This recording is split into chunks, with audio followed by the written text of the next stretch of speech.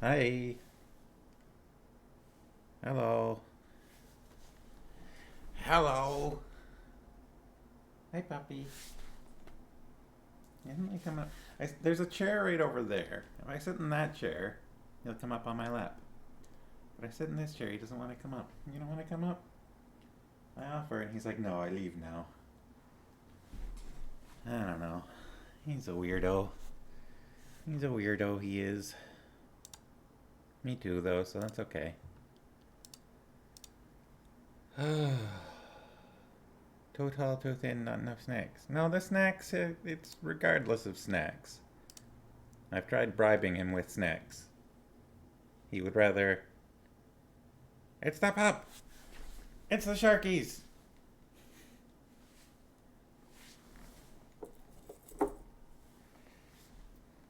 How are you, Sharkies?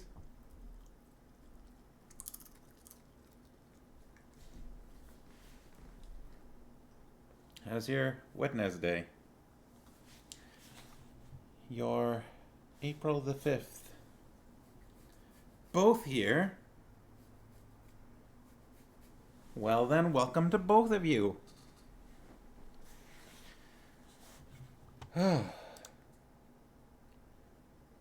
So,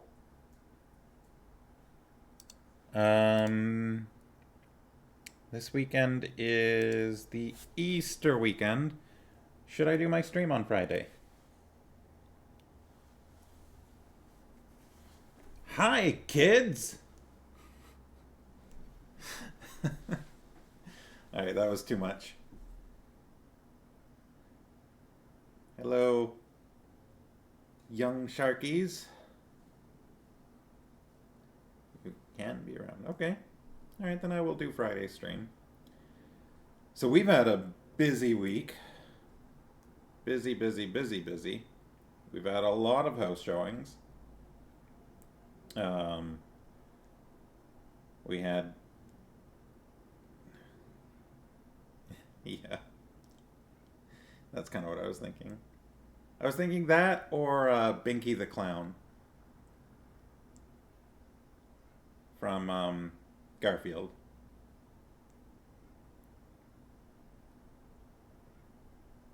Good old Binky. Um, yeah, we've had a bunch of showings. We had two today. Just today we had two showings. One at 10:30 and then one at 1:30. Yeah. Big fat hairy deal. Me too. Not just the show though, also the comics. I read a lot of Garfield comics when I was a kid.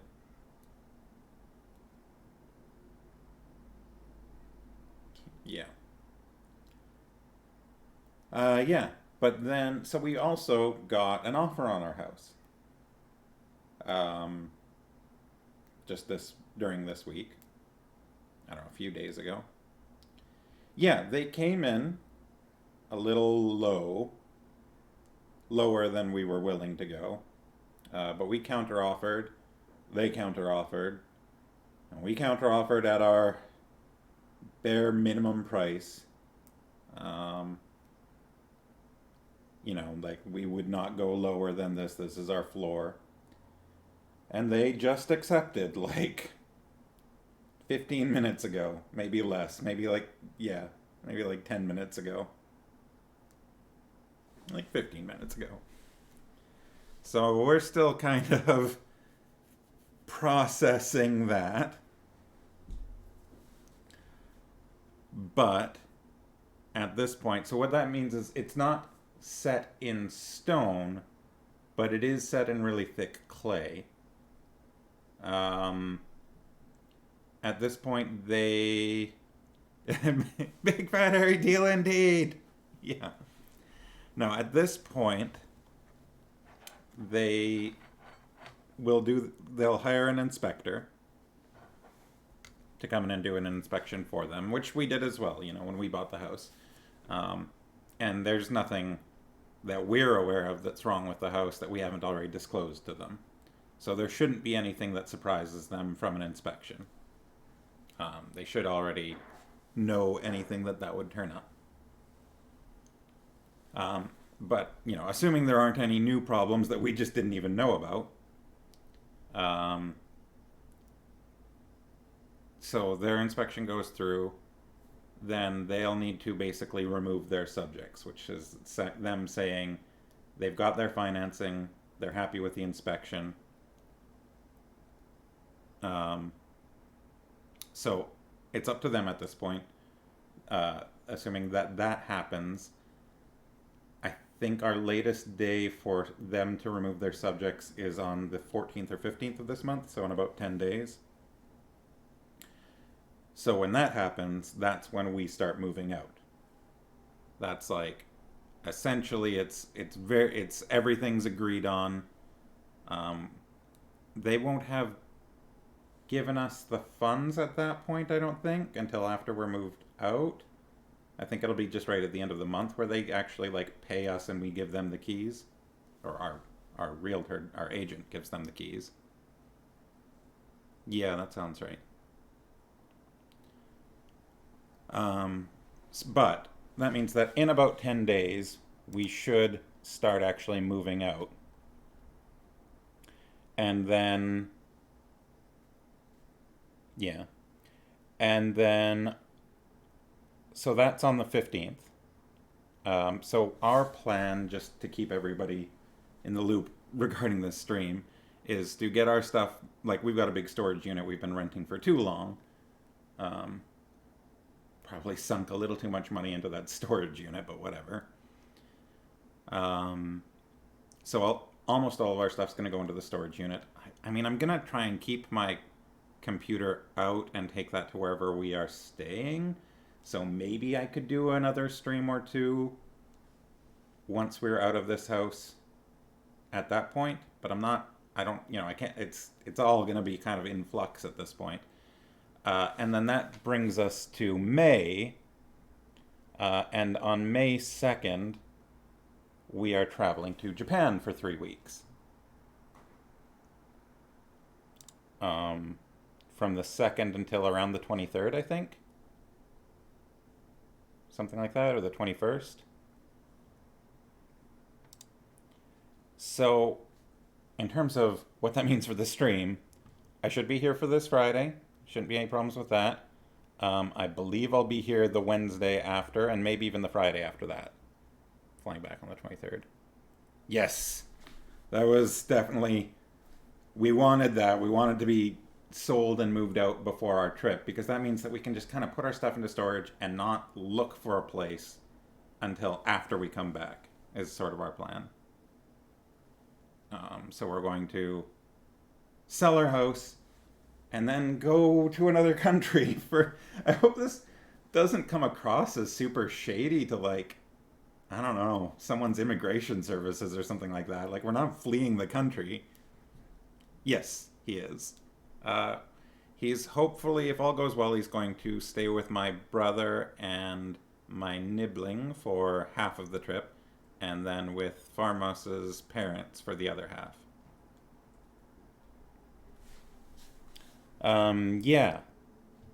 So, it's gonna be a little weird, because we're kind of gonna be, like, homeless for a little while.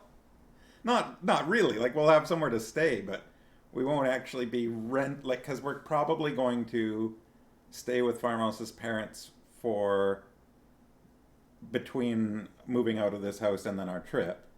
So we're going to take a small amount of our stuff over there. And then we're just going to go on vacation for most of a month. So we're not going to be renting or buying during that time. I guess we're going to have to change our mailing address to Farmhouse's parents' place for a while with everything. Yeah, it's tricky. Yeah, and then we're going to get back from Japan around the 23rd. Or 24th, depending on, I don't know, it might even be the 25th by the time we get home. I don't know how time works. Time zones are weird. I think when you're flying in this direction from Japan, that's where just you're basically remaining at the same time for almost the entire flight or even go backwards in time. So it should be the 23rd when we get back, I think. Yeah. Yeah. Time travelers. We've done it once before. It's unusual.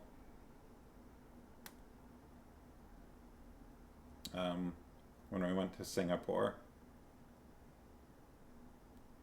Well, when we came back from Singapore, mainly. It's a little weird because it's like, you lose a day almost entirely traveling there because you're in the air for like 13 hours, but you're also traveling forward in time at an increased rate. So you sort of just lose a day, but then you kind of get it back when you come back. A relative who once did that as a kid. Oh, I've seen stories about that. Wasn't that one of the Lord of the Rings actors, like Merry or Pippin or something? They like had champagne on the flight because it was their birthday, and then they arrived at their destination and they had champagne again because it was their birthday again, or something like that. I've seen a story about that.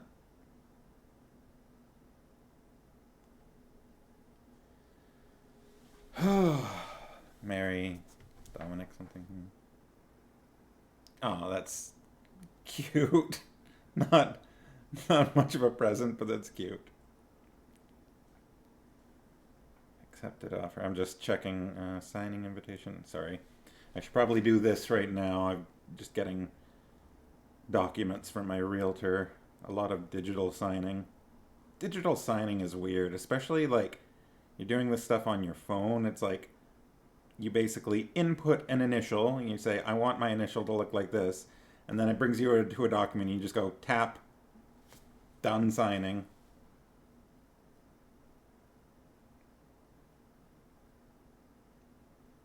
Signing complete, accepted offer.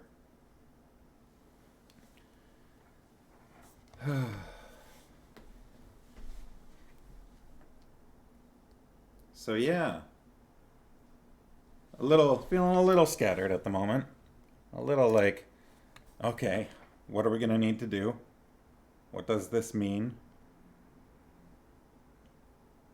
It's been so stressful, all of this. Um,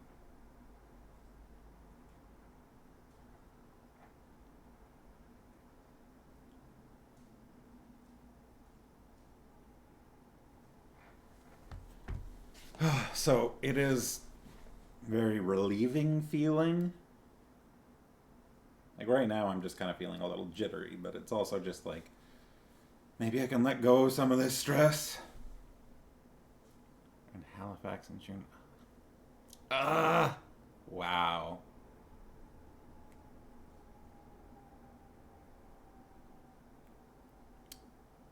That's intense.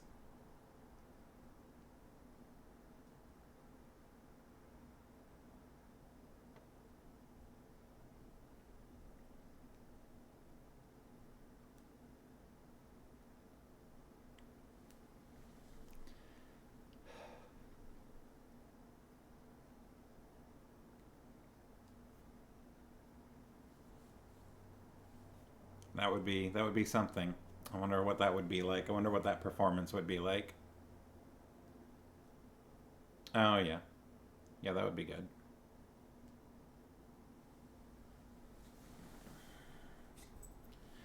Don't know how Ben's gonna handle all this.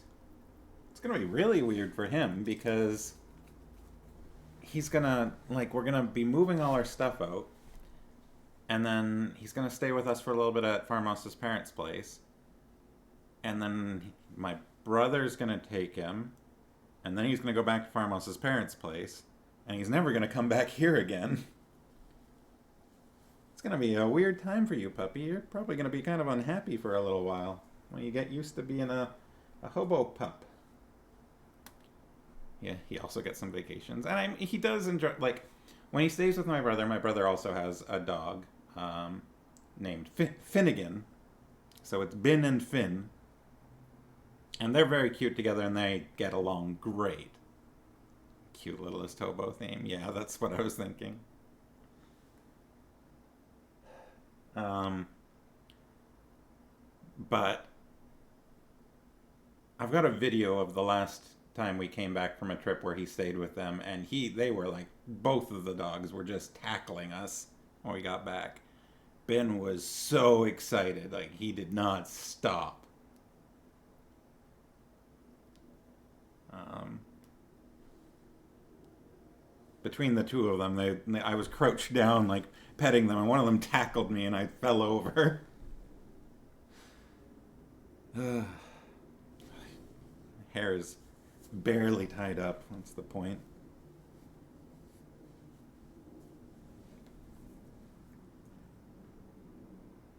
So on the plus, I mean, on one of the many pluses to this is, I guess most likely between now and subject removals, probably don't need to show our house to anyone else.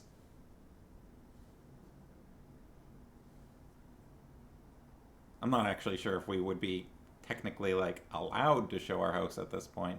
It's sort of weird. It's like now that we've both accepted this offer, someone else could make an offer for the house, and we could keep that as like a backup offer, but we can't really accept it even if it were like a better price. I don't think we could accept another offer at this point unless this current offer, unless they decided to change their mind.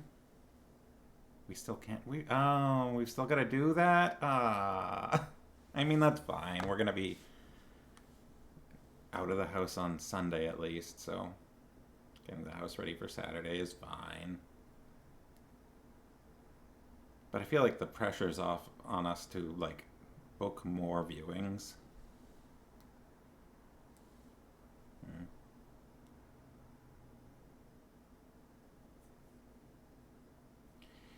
Yeah, it's weird. It's like, and I'm pretty sure our agent can and will tell them that we've got an accepted offer, because like the unit across the street from us sold like a month ago, and so they've been moving in.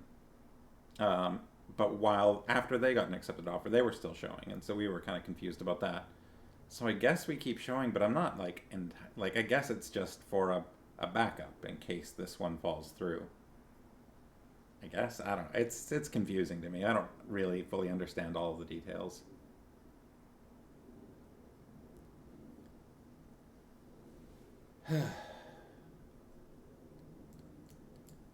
So yeah, we're gonna have to look into moving companies. We've had that gaming table, that hard maple, custom built.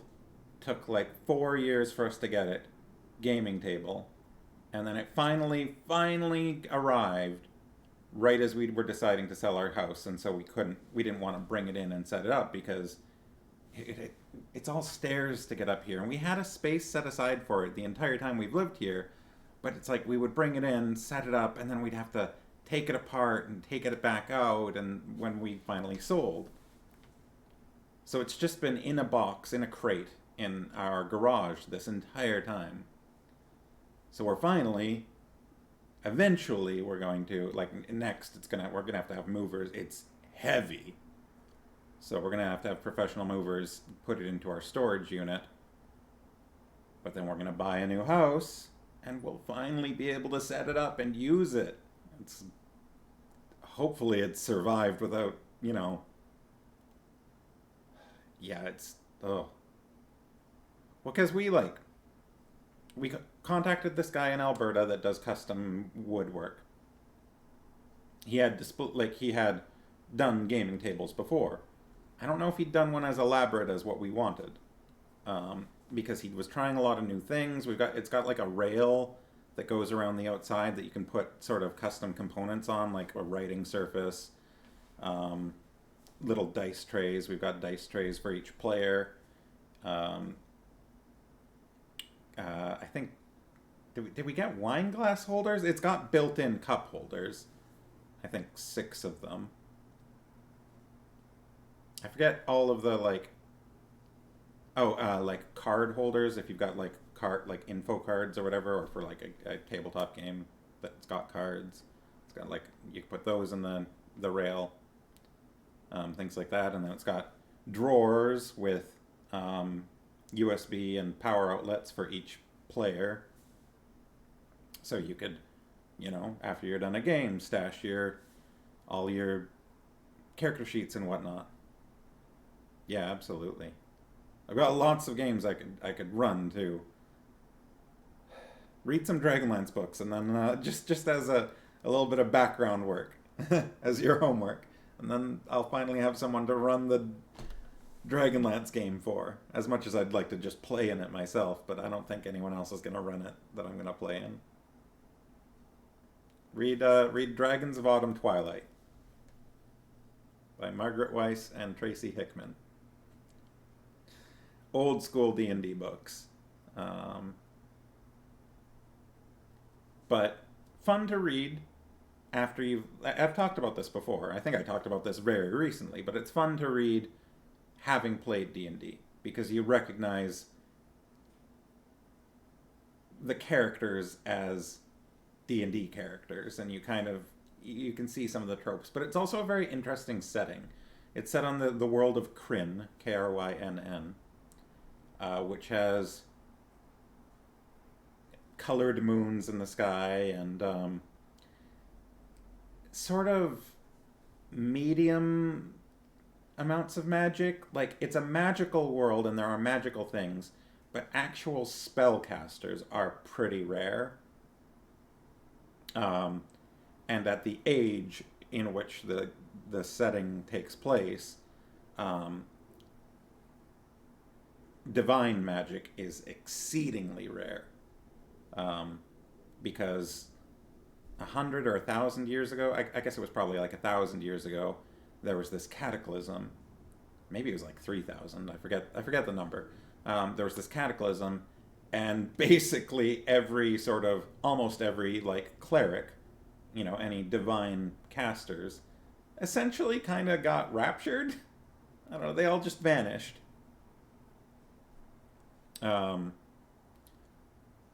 So divine magic is almost unknown in the setting. But that's a big part of the story. This is just setup. I don't think I'm spoiling anything. I don't know. It's a very interesting world. It's, as far as I know, like it's the home world of the race Kender, which are sort of like halflings that have no fear. Like they do not know fear. And they kind of are just sort of... It's not that they're kleptomaniacs per se. It's that they don't have a sense of belongings either. In a Kender community, nobody really owns anything. So you just take what you need or what you want. Which makes Kender not necessarily the most beloved race amongst all the rest of the world. There's lots of different types of elves. It's one of those worlds with many subspecies of elves. At least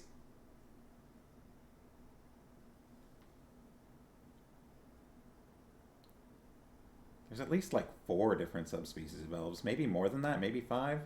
I don't remember. Maybe even more than that. Gnomes are really fun in that setting. Their home is in this mountain called Mount Nevermind.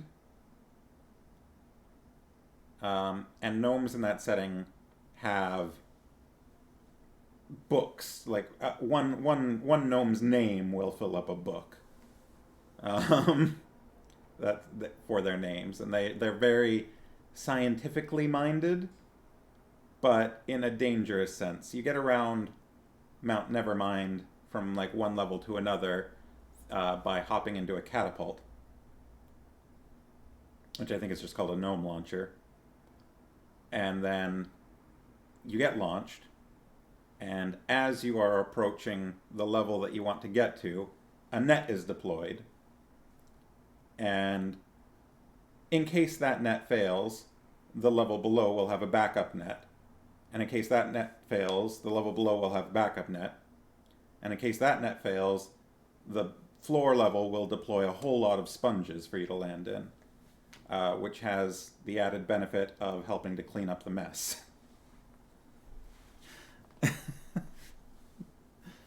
It's an ingenious system, really.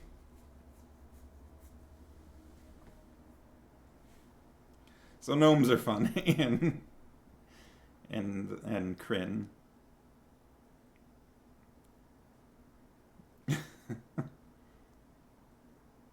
So yeah. Read Dragons of Autumn Twilight, or maybe we'll read it here at some point. And then that might be tricky though with the movie being out recently and things like that. And then maybe we'll get a chance to play Shadow of the Dragon Queen. That would be cool. I was very excited when they announced that. I have never played in that setting. I've read lots of the books. When I was in elementary school, I started reading those books in grade 4 or something, grade 4 or 5. And I've read a lot of them, but it's been a long time. I've read some of them more recently, just a couple. But, I don't know. It's definitely a nostalgia-laden setting for me. Hi.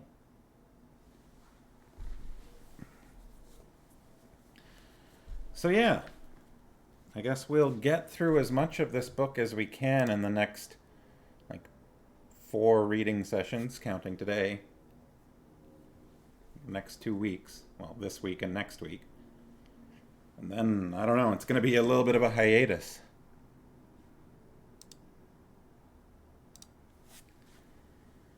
Yeah, so.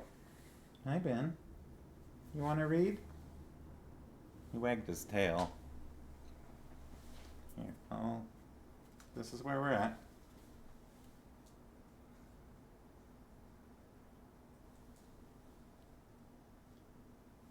Guest reader, everybody. No. No, you're not interested? You don't want to do the voices?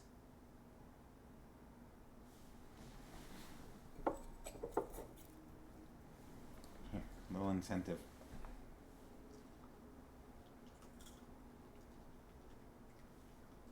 Alright, you've been paid. Alright, do your job. Ugh! Bilking on me.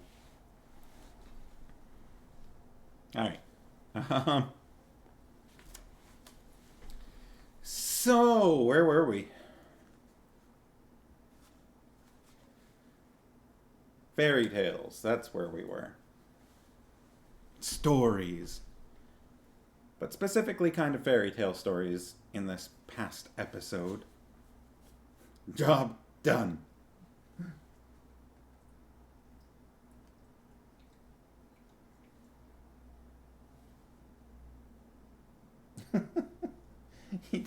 He does this every stream. He goes and sits there and looks at me over his shoulder.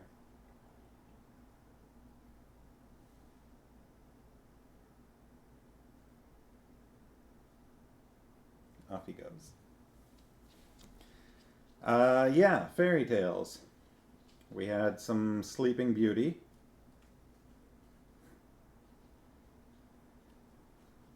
We read quite a bit last time, didn't we?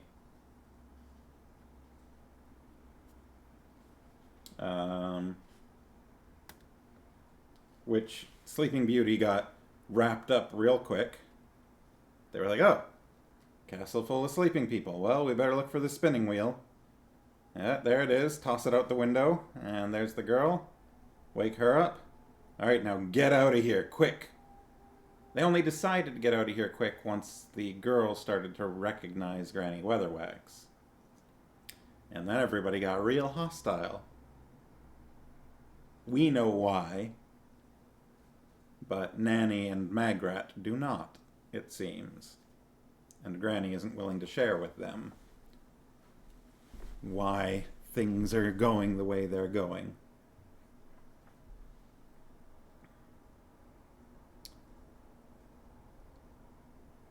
We at least we know that for some reason Lilith and Granny Weatherwax look similar.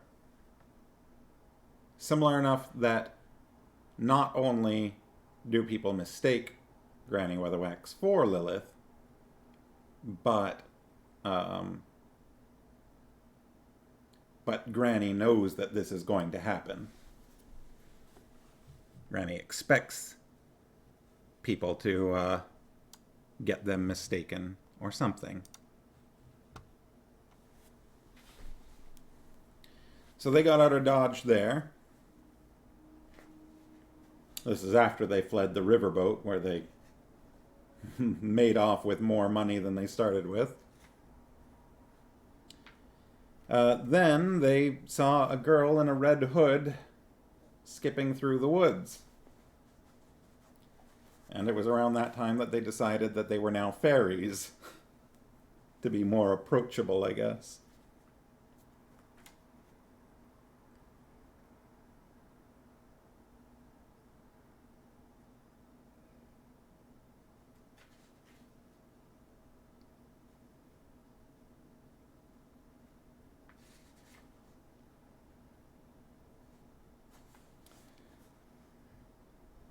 So they made their way through the story of the Big Bad Wolf and Little Red Riding Hood as fairies. Pretty great, but it got a little dark there at the end. It got dark enough that I needed to go a little further, just to, not end on the note it was ending on. Still not into like a happy spot where we finished off, but got a little dark.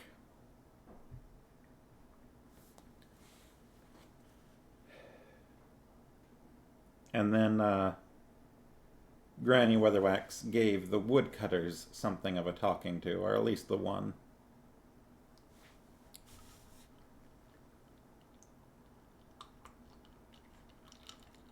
That's not the flavor I was expecting. There's melon soda in this cup. Surprise melon soda. It's tasty.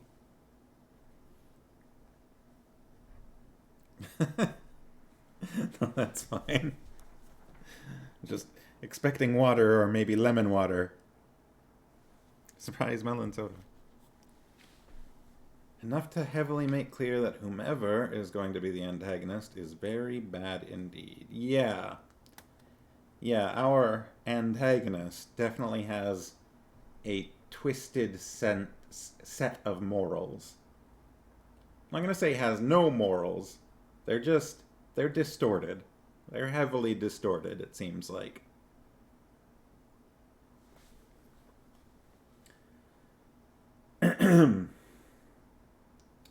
So that's where we're at. In my copy, we are basically on the last two lines of page 157. Lawful evil. Yeah, that's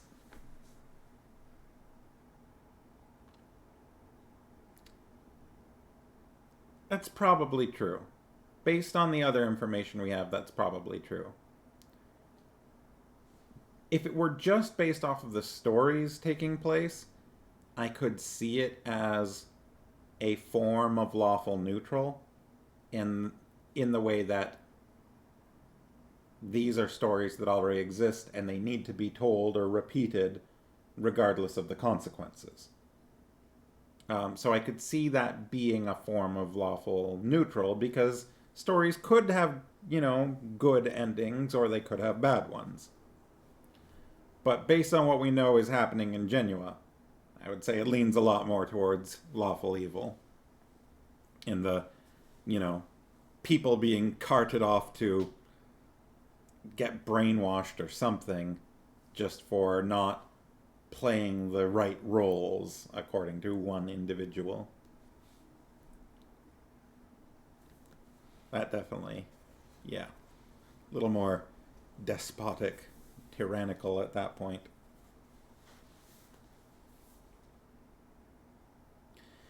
All right, I'm going to get into it because it is already getting close to 7:40.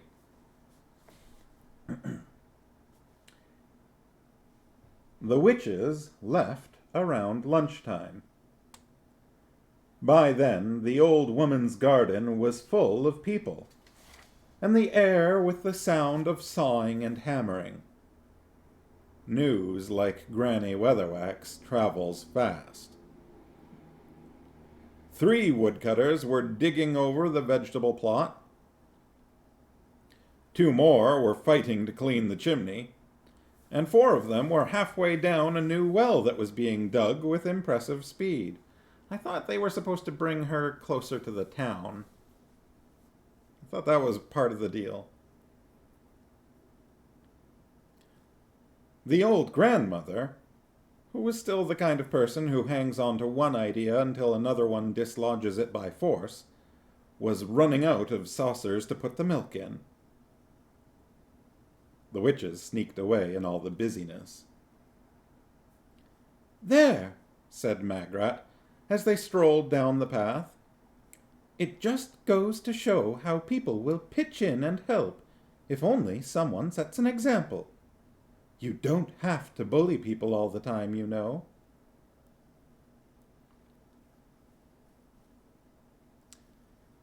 Magrat being all high and mighty without all of the information. Nanny Ogg glanced at Granny. "I saw you talking to the head woodcutter," she said. "What was you talking about?" "Sawdust," said Granny.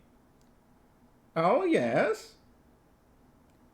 "One of the woodcutters told me," said Magrat, "that there's been other odd things happening in this forest. Animals acting human, he said. There used to be a family of bears living not far away." "Nothing unusual about a family of bears living together," said Nanny.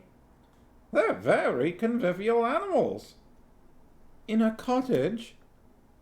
"That's unusual." "That's what I mean," said Magrat. "You definitely feel a bit awkward about going around to borrow a cup of sugar," said Nanny. "I expect the neighbors had something to say about it." "Yes," said Magrat. "They said, 'Oink.'" "What did they say oink for?" "Because they couldn't say anything else. They were pigs." "We had people like that next door when we lived at," Nanny began. "I mean pigs. You know, 4 legs, curly tail, what pork is before it's pork. Pigs." "Can't see anyone letting pigs live in a cottage," said Granny. "He said they didn't. The pigs built their own. There were 3 of them, little pigs." "What happened to them?" said Nanny. "The wolf ate them. They were the only animals stupid enough to let him get near them, apparently. Nothing was found of them except their spirit level." "That's a shame." "The woodcutter says they didn't build very good houses, mind you." "Well, it's only to be expected. What with the trotters and all," said Nanny. "He says the roof leaks something dreadful right over his bed." The witches walked on in silence. "I remember hearing once," said Nanny, with the occasional glance at Granny Weatherwax, "about some old enchantress in history who lived on an island and turned shipwrecked sailors into pigs." "That's a terrible thing to do," said Magrat, on cue.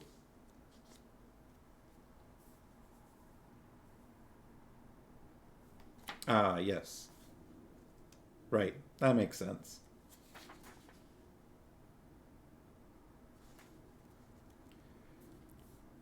I suppose it's all according to what you really are inside, said Nanny. I mean, look at Grebo here. Grebo, curled around her shoulders like a smelly fur, purred. He's practically a human. You do talk a lot of tosh, Githa, said Granny Weatherwax.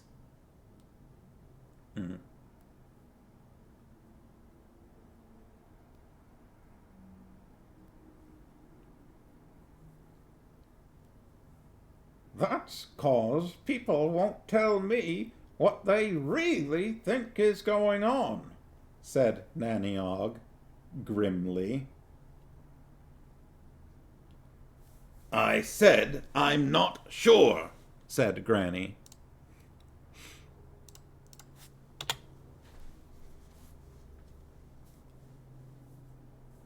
You looked into the wolf's mind. Yes, I did. Well, then. Granny sighed. Someone's been here before us. I started to do Granny's voice with Nanny's mouth thing. Which I think just turns into Popeye at that point. Maybe not. That's a little more nasally.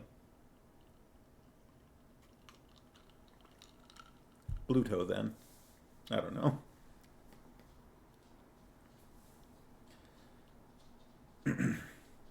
Granny sighed.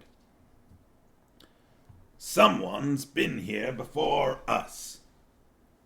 Passing through. Someone who knows about the power of stories and uses them. And the stories have kind of hung around. They do that when they get fed. What did anyone want to do that for? Said Nanny. Practice, said Granny. Practice? What for?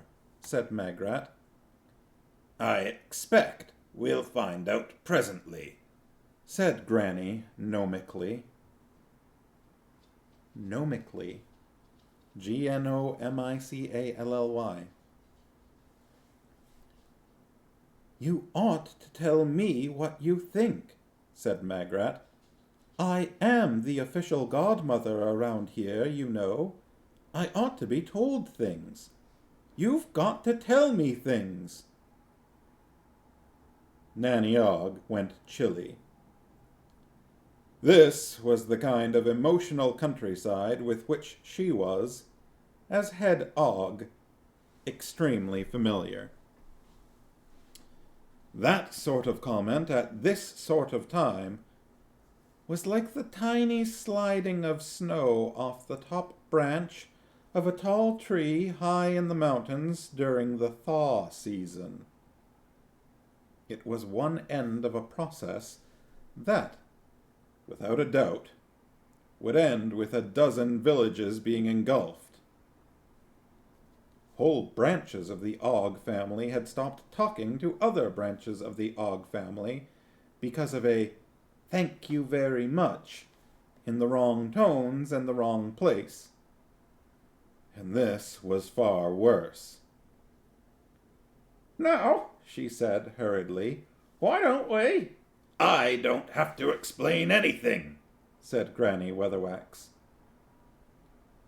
But we're supposed to be 3 witches, said Magrat.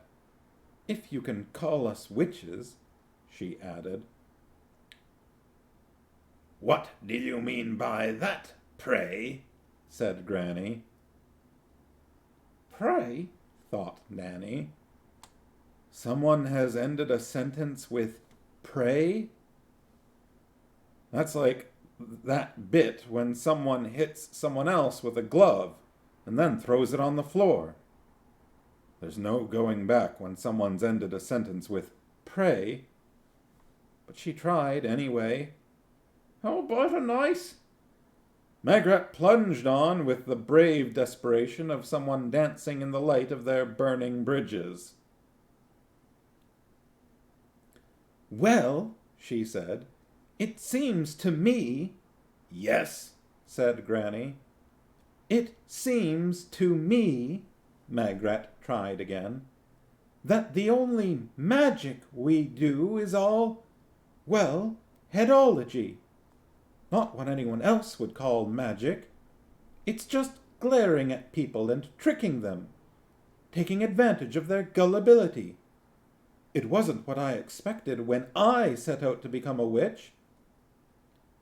And who says, said Granny Weatherwax, slowly and deliberately, that you've become a witch now? My word, the wind is getting up. Perhaps we should, said Nanny Og. What did you say? Said Magrat. Nanny Og put her hand over her eyes. Asking someone to repeat a phrase you'd not only heard very clearly, but were also exceedingly angry about, was around DEFCON 2 in the lexicon of trouble. I should have thought my voice was clear enough, said Granny. I'm very amazed my voice wasn't clear enough. It sounded clear enough to me. Looks a bit gusty, why don't we? Well, I should just think I can be smug and bad-tempered and ill-considerate enough to be a witch, said Magrat. That's all that's required, isn't it? Ill-considerate? Me?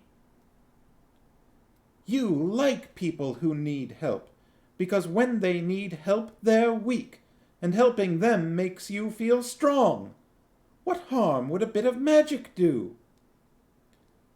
Because it'd never stop at just a bit, you stupid girl.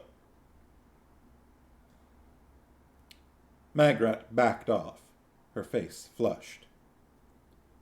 She reached into her bag and pulled out a slim volume, which she flourished like a weapon. Stupid I may be, she panted, but at least I'm trying to learn things.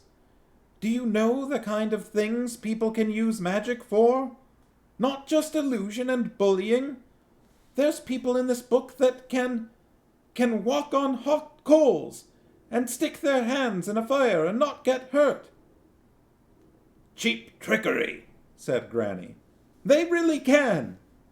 Impossible. No one can do that. Kind of an odd thing to... It shows they can control things. Magic's got to be more than just knowing things and manipulating people. Oh, it's all wishing on stars and fairy dust, is it? Making people happier? There's got to be some of that. Otherwise, what's the good of anything? Anyway, when I went to Desiderata's cottage, you were looking for the wand, weren't you? I just didn't want it falling into the wrong hands. Like any hands but yours, I expect. They glared at each other. Haven't you got any romance in your soul? Said Magrat plaintively. No, said Granny. I ain't. And stars don't care what you wish, and magic don't make things better, and no one doesn't get burned who sticks their hand in a fire. If you want to amount to anything as a witch, Magrat Garlic, you got to learn 3 things. What's real, what's not real, and what's the difference. And always get the young man's name and address, said Nanny. It worked for me every time. Only joking, she said as they both glared at her.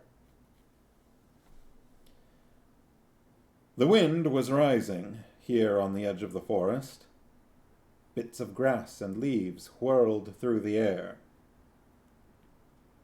We're going the right way anyway, said Nanny madly, seeking anything that would be a distraction. Look, it says Genua on the signpost. It did indeed. It was an old, worm-eaten signpost right on the edge of the forest. The end of the arm had been carved into the likeness of a pointing finger. "A proper road, too," Nanny burbled on. The row cooled a bit, simply because both sides were not talking to each other. Not simply not exchanging vocal communication. That's just an absence of speaking. This went right through that and out the other side, into the horrible, glowering worlds of, capital letters, not talking to one another. "Yellow bricks! There it is," said Nanny. "Who ever heard of anyone making a road out of yellow bricks?" We were all waiting for that, right? As soon as we saw the sign pointing to Genua and Nanny said a proper road, we all knew it was going to be yellow bricks.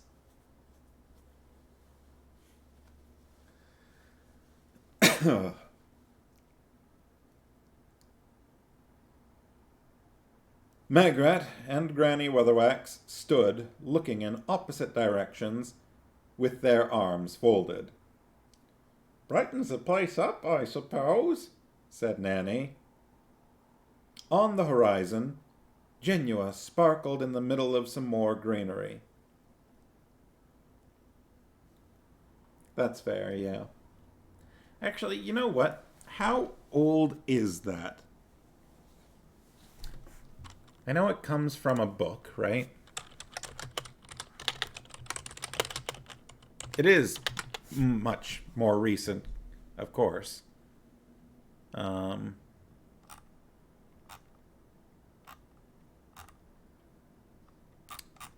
course, I'm just getting... Let's see. The Wonderful Wizard of Oz. 1900s. May 17th, 1900.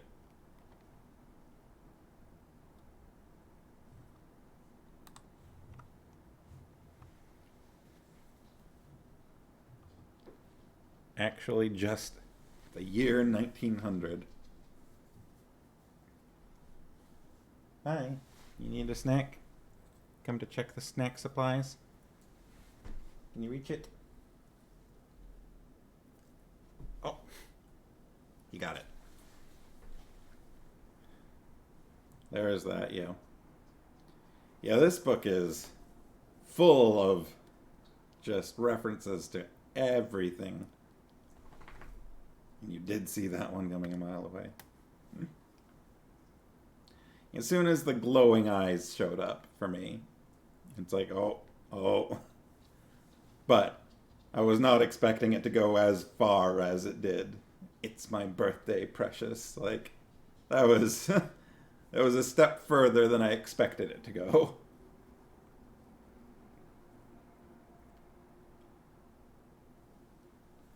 All right. On the horizon, Genua sparkled in the middle of some more greenery.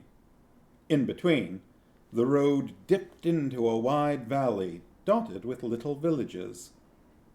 A river snaked through them on the way to the city. The wind whipped at their skirts.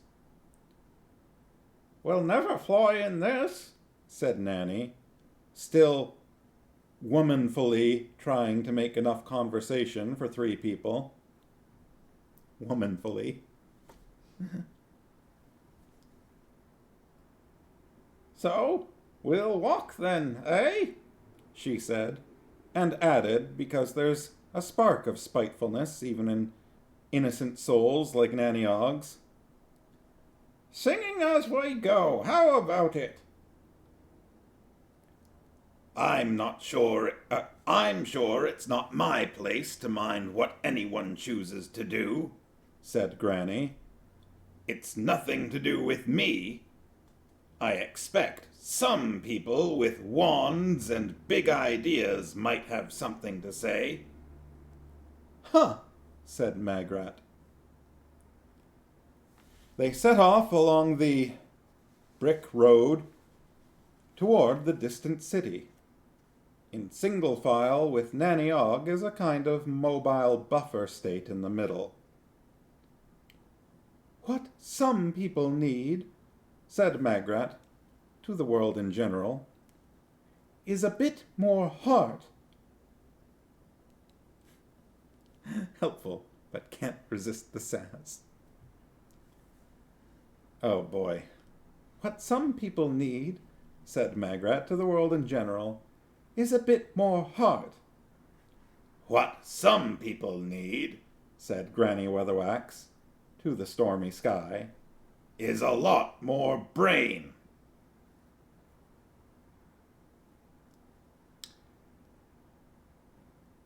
Then she clutched at her hat to stop the wind from blowing it off. "What I need," thought Nanny Ogg fervently, "is a drink." 3 minutes later, a farmhouse dropped on her head. Some heart, some brain. The noive! The noive! I don't know if I can get the right voice. It's been so long. A farmhouse dropped on her head? Nanny, no! Nanny's not the Wicked Witch.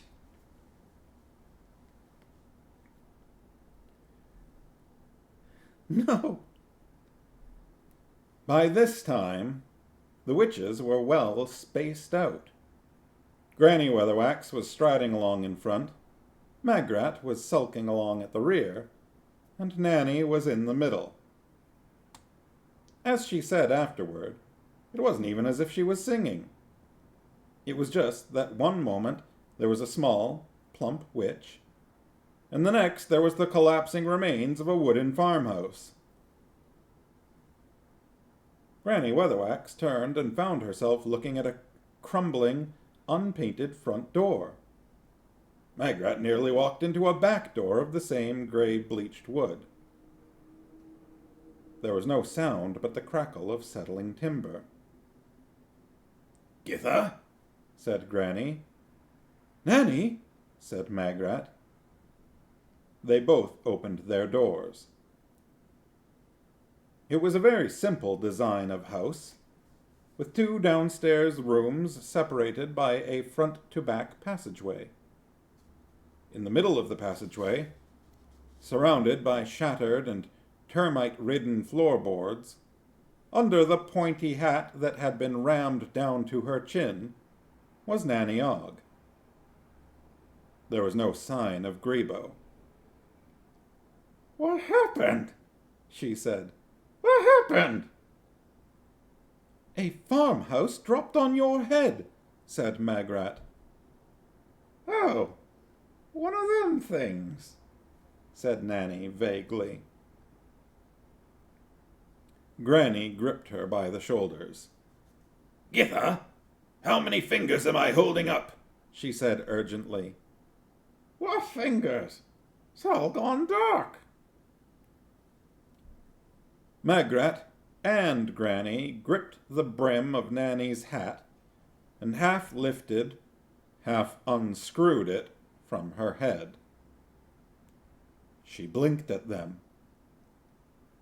"That's the willow reinforcement," she said, as the pointy hat creaked back into shape like a resurrecting umbrella.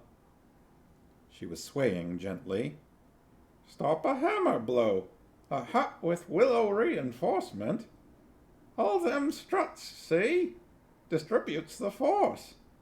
I shall write to Mr. Vernissage." The hat. Magrat, bemused, looked around the little house. "It just dropped out of the sky," she said. Ah, her pocket hat. It saved her. "Could have been a big tornado or something somewhere," said Nanny Ogg. "Picked it up, see? Then the wind drops and down it comes. You get funny things happening in high winds. Remember that big gale we had last year? One of my hens laid the same egg 4 times. She's rambling, said Magrat. No, I ain't. That's just my normal talking, said Nanny.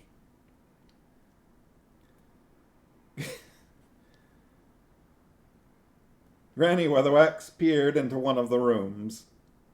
I suppose there wouldn't be any food and drink about the place, she said. I think I could force myself to drink some brandy, said Nanny quickly. Magrat peered up the stairs. Cooey, she called, in the strangled voice of someone who wants to be heard without doing anything so bad-mannered as to raise their voice. Is there anyone here? Nanny, on the other hand, looked under the stairs. Grebo was a cowering ball of fur in a corner. She hauled him out by the scruff of his neck and gave him a slightly bewildered pat. Despite Mr. Vernissage's millinery masterpiece, despite the worm-eaten floor, and despite even the legendary thick skull of the Oggs, she was definitely feeling several twinkles short of a glitter, and suffering a slight homesick, tinged dip in her usual sunny nature. Several twinkles short of a glitter. That's a good one. Add that to your vocabulary. She was feeling several twinkles short of a glimmer. Glitter? Glitter.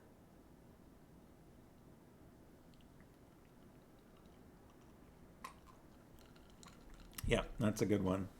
Several twinkles short of a glitter.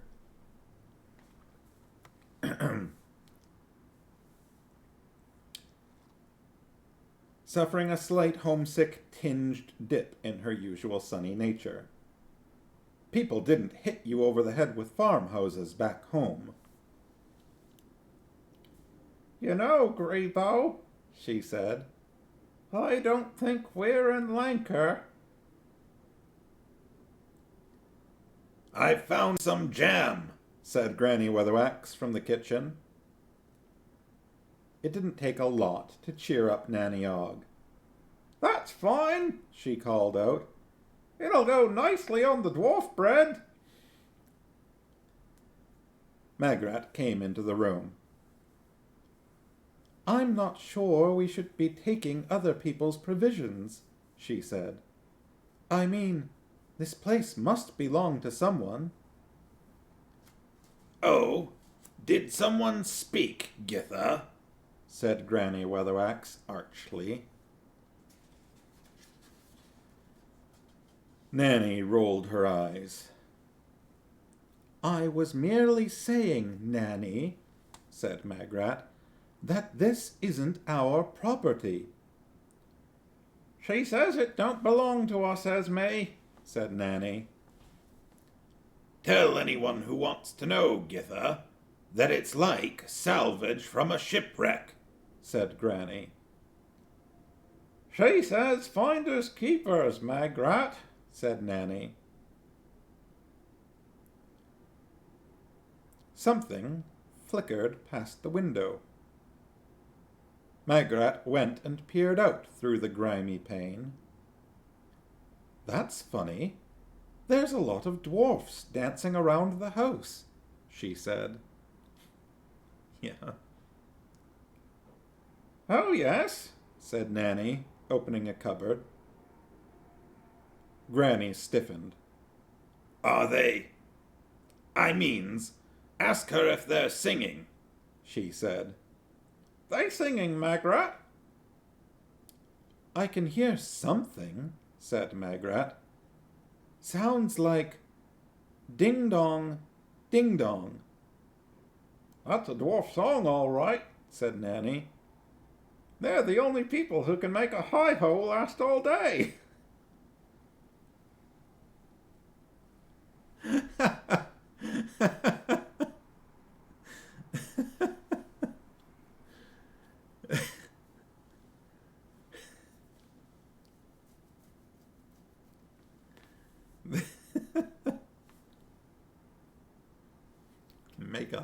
make a hi-ho last all day.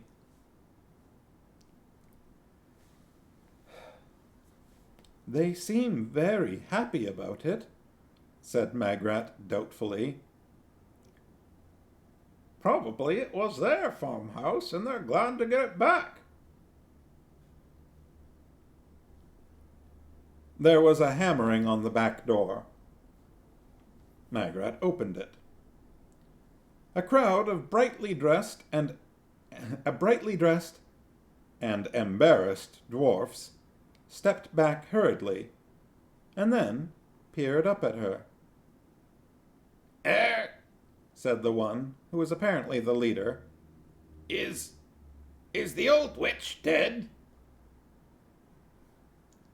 Which old witch? Said Magrat. The dwarf looked at her for a while with his mouth open. He turned and had a whispered consultation with his colleagues. Then he turned back. How many have you got? There's a choice of 2, said Magrat.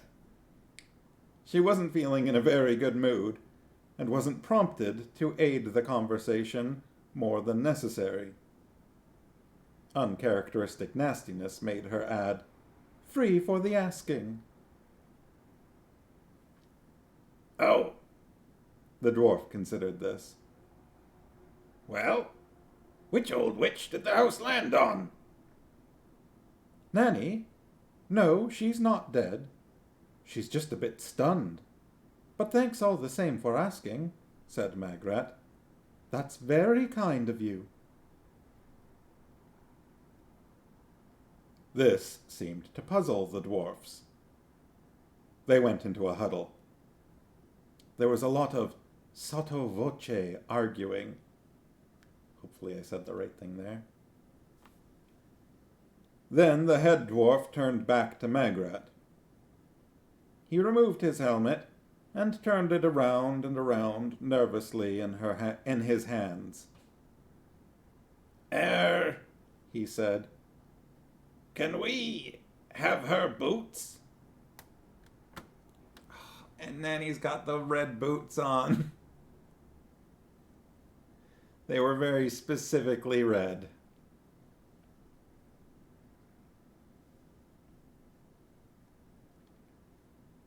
That's a long setup. Like, that was like 100 pages ago or something. Maybe less, maybe like 75, but that's a lot of setup. Gotta love Pratchett's long game. Can we have her boots? What? Her boots, said the dwarf, blushing. Can we have them, please? What do you want her boots for? The dwarf looked at her. Then he turned and went into a huddle with his colleagues again. He turned back to Magrat. We've just got this feeling that we ought to have her boots, he said. I missed a pause there. Should have been, we've just got this feeling that we ought to have her boots, he said. He stood there, blinking. Well, I'll go and ask, said Magrat, but I don't think she'll say yes. As she went to close the door, the dwarf twiddled his hat some more. They are ruby-colored, aren't they? He said. Well, they're red, said Magrat. Is red all right? They've got to be red. All the other dwarfs nodded. It's no good if they're not red. Magrat gave him a blank look and shut the door. Nanny, she said slowly, when she was back in the kitchen. There's some dwarfs outside who want your boots. Nanny looked up. They're silver slippers. Interesting, I didn't know that. Or maybe I'd heard that at some point years ago, but kind of forgotten. It sounds vaguely like kind of familiar.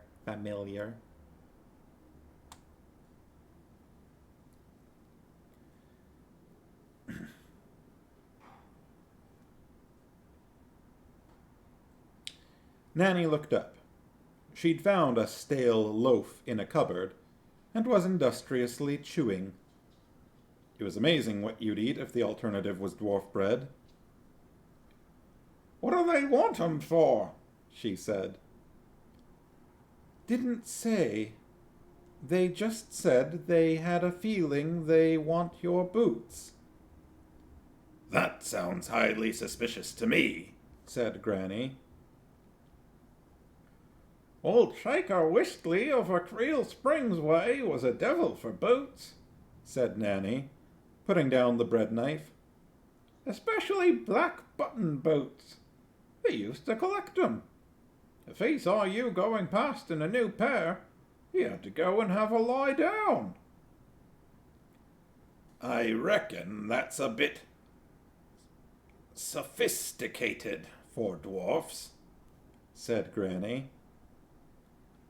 Maybe they want to drink out of 'em, said Nanny. What do you mean, drink out of them? Said Magrat. Ah, well, that's what they do in foreign parts, said Nanny. They drink fizzy wine out of ladies' boots. They all looked down at Nanny's boots. Not even Nanny could imagine why anyone would want to drink out of them, or what they would do afterward. My word, that's even more sophisticated than old Shaker Whistley, said Nanny reflectively. Sophisticated.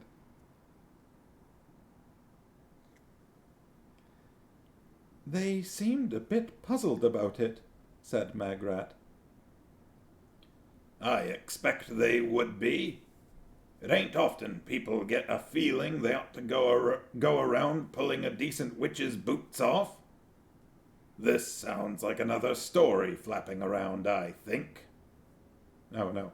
This sounds like another story flapping around. I think, said Granny Weatherwax, that we ought to go and talk to these dwarfs. She strode out into the passageway and opened the door. Yes, she demanded. The dwarfs backed away at the sight of her. There was a lot of whispering and elbowing and muttered comments in the nature of, No, you, and I asked last time. Finally, a dwarf was pushed forward. It might have been the original dwarf. It was hard to tell with dwarfs. He said. Boots? What for? Said Granny. The dwarf scratched its head. Damned if I know, he said. We were just wondering about it ourselves, 's matter of fact. We were just coming off shift in the coal mine half an hour ago. We saw the farmhouse land on the witch, and, well, you just knew you had to run up and steal her boots, said Granny. The dwarf's face widened into a relieved grin. That's right, he said. And sing the ding-dong song. Only she was supposed to be squashed. No offense meant, he added quickly. It's the willow reinforcement, said a voice behind Granny. Worth its weight in glod.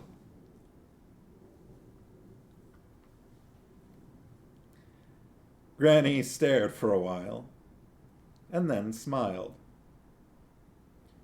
I think you lads ought to come inside, she said. I've got some questions to ask you.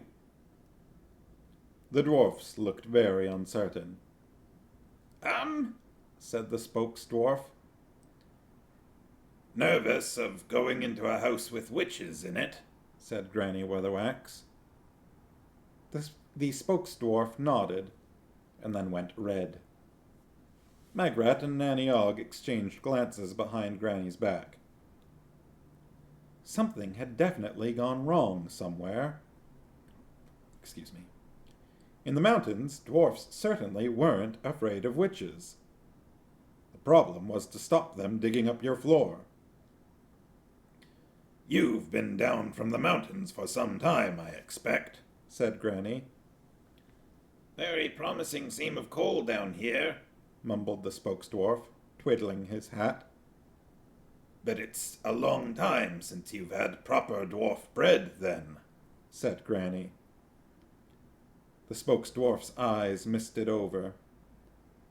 Baked from the finest stone-ground grit, just like Mother used to jump up and down on it, Granny went on. A sort of collective sigh went up from the dwarfs. You just can't get it down here, said the spokes-dwarf to the ground. It's the water or something. It falls to bits after hardly any years at all.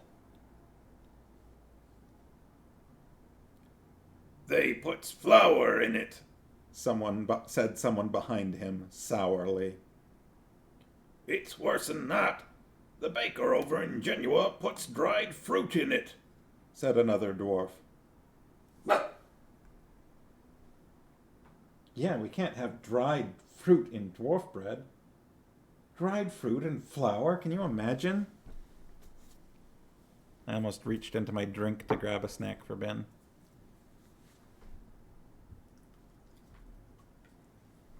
You have the same feeling about raisins.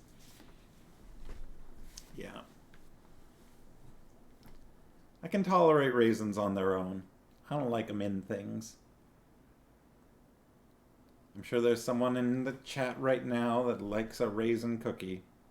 Not me. No. I'm like, ooh, chocolate chip cookie. Pah! Raisins. It's that Garfield again.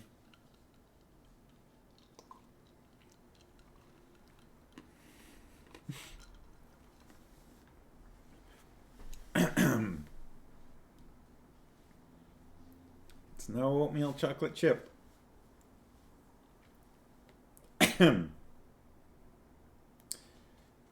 All right. The baker over in Genua puts dried fruit in it, said another dwarf. Well now, said Granny, rubbing her hands together. I may be able to help you here. Could be. I've got some dwarf bread to spare. Nah, not proper dwarf bread, said the spokes-dwarf moodily. Proper dwarf bread's got to be dropped in rivers and dried out and sat on and left and looked at every day and put away again. You just can't get it down here. I don't think they did say how many. This could be, said Granny Weatherwax, your lucky day. To be frank, said Nanny Ogg, I think the cat pissed on some of it. The spokes-dwarf looked up, his eyes aglow. Hot damn!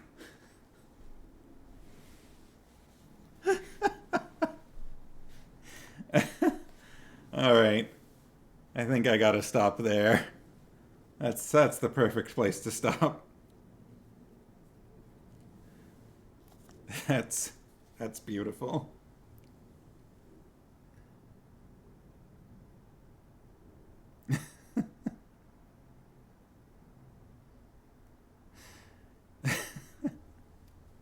Hot damn.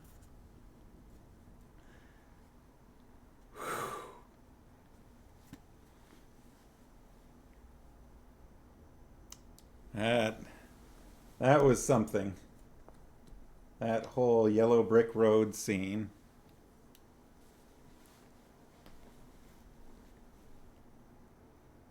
Just, like, I think the cat pissed on some of it.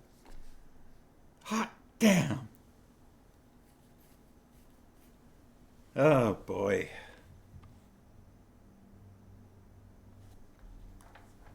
Well, that was fun.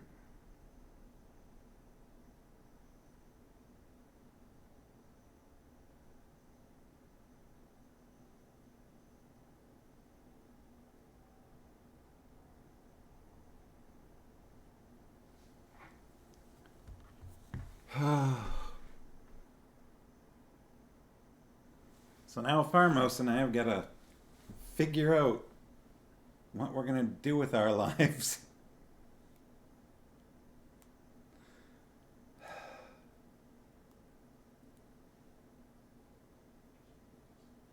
Next up is hopefully chilling out for a couple of weeks, a little bit. I mean, you know, there's still going to be stuff and things. And then we've got a 3-week vacation, which is the longest that either of us will have ever gone on a vacation. And the first time that just the two of us will have left the country together by ourselves. We've gone on vacations with other people, but even when we went to Singapore, we had a friend with us. So this will be the first time that we are going to sort of, like, we've gone on like a 1-week vacation by ourselves to Banff or to Vancouver Island. But that's about it as far as traveling on our own. Yeah, well, we went to Mexico during the winter. And then I got COVID. So, hoping this one goes a little better. I got COVID and Farmhouse got strep throat. But prior to that, it was, you know, the winter of 2019. We would have probably gone to Mexico. And I think in 2018 was our Singapore trip. Maybe it was earlier than that, but I think it was 2018.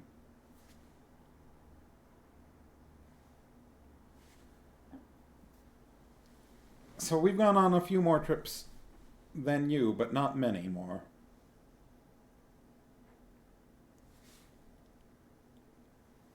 And I don't think that we've gone on, like, either of us has really gone on a vacation for longer than like a week. So this is going to be a long stretch. 3 weeks in Japan.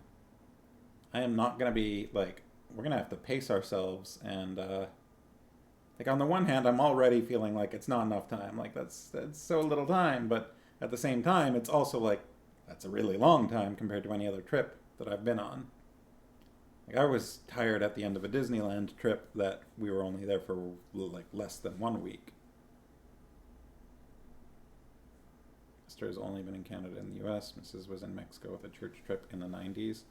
Yeah, I've been to Mexico a few times at this point, mostly with Marmos's family. We have taken a few week-long trips, but those are mostly just, like, chill in a resort with the occasional, like, trip to a city, like, you know, to the local, you know, town or whatever.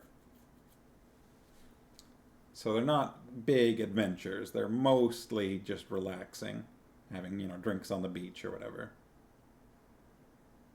Dinner and everything provided in restaurant or like at the resort or whatever. So this is also going to be probably my biggest, like, adventure trip.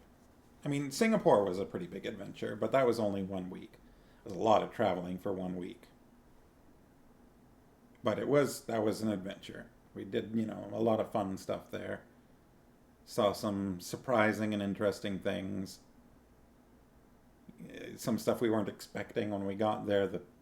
Lots of fires in the streets because it was like the end of the ancestor month. So things like that were a little like, yeah, what's going on here? I went and found school for the martial arts style I practice and talk to the Sifu there. Well, I say talk to, but I spoke in English and he spoke in Chinese, and he gave me a book.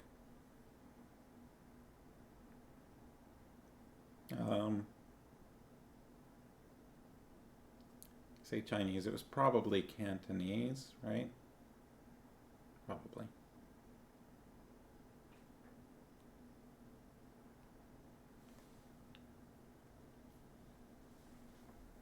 Yeah, most of ours have been maybe a week.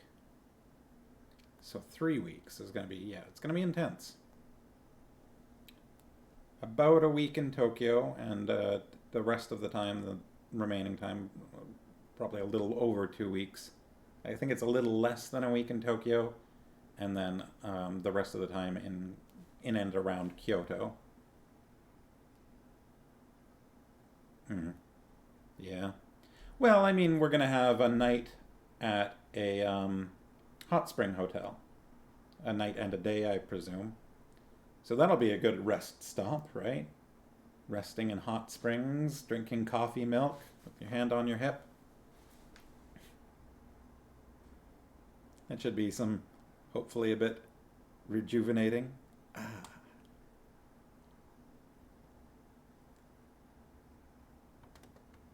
Gonna have to look up every sort of like custom that try to avoid everyone. I know you need to thoroughly shower. You need to thoroughly wash off before you get into the hot springs. And neither of us has any tattoos, so that shouldn't be a problem. Not entirely certain to the extent we're going to need to be naked around other people. Tattoos, yeah, it is. Tattoos are fairly taboo in Japan because they've got a lot of. They're associated with the Yakuza. Right? You don't. You don't have tattoos unless you're with the mob. So they are. I think they're becoming more lax, like relaxed in recent times, but there's still a lot of, they're still not accepted widely, tattoos in general.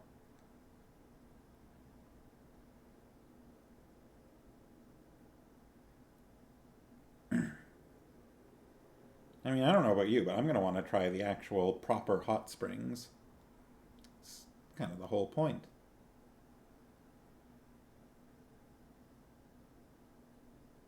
We'll see what the whether that particular hot springs allows towels in the bath or not. I think some might.